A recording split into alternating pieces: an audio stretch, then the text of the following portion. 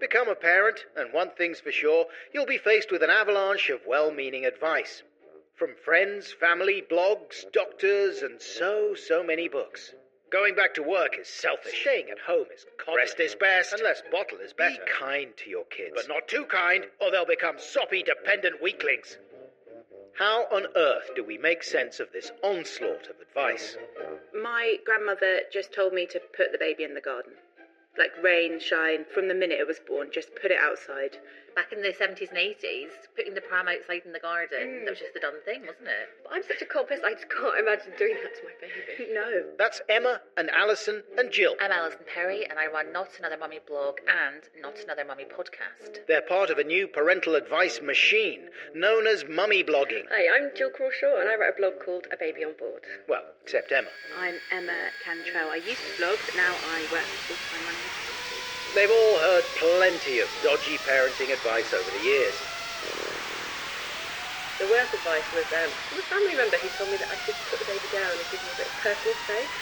Yeah, bit of me time. Yeah, this is when they were about 2 weeks old. Well, there's a possibility that your baby doesn't like you, so just why don't you leave it alone? Yeah, that's right. In the 50s it was all don't pick them up, make sure they know their boundaries. If you want to say hello to your baby, shake hands, introduce yourself, and then leave it alone, otherwise it's going to form an unnatural and creepy attachment to you. So I've got a 7-year-old, and back when she was a baby, I was reading so many traditional baby books that I was trying to, do it correctly. And we did a sleep training thing, and it was very much controlled crying. It was like you leave them for, say, 2 minutes, and you don't make eye contact. Never make eye contact. The sign of weakness.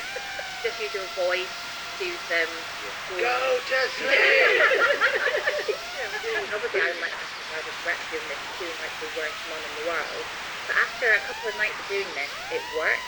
I am now left thinking, was that a terrible thing to do? Have I scarred my child in some way and left some psychological damage?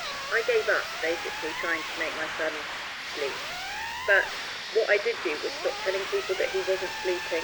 So if people asked, how is he sleep? Oh, it's fine. And actually we'd be up every 45 minutes through the whole night because it was just so boring to hear people telling me what to do. It'd be like, have you tried this? Like, no, I haven't tried anything. Of course, I've tried it all. That's a good parenting book, is how to lie about how your child's doing. It's fine. It's fine. I feel like it's like often other people's kind of opinions are the worst, aren't they? Like, it just kind of makes you feel worse, doesn't it?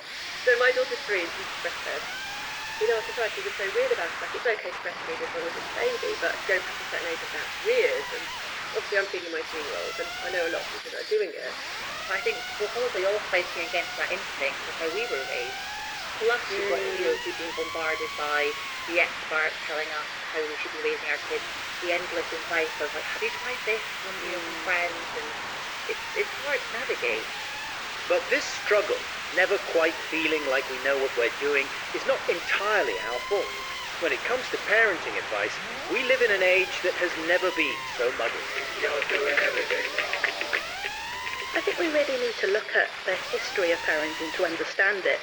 I'm Dr. Amy Brown. I'm an Associate Professor in Child Public Health at Swansea University, and my research looks at parents' experiences of having babies and caring for them.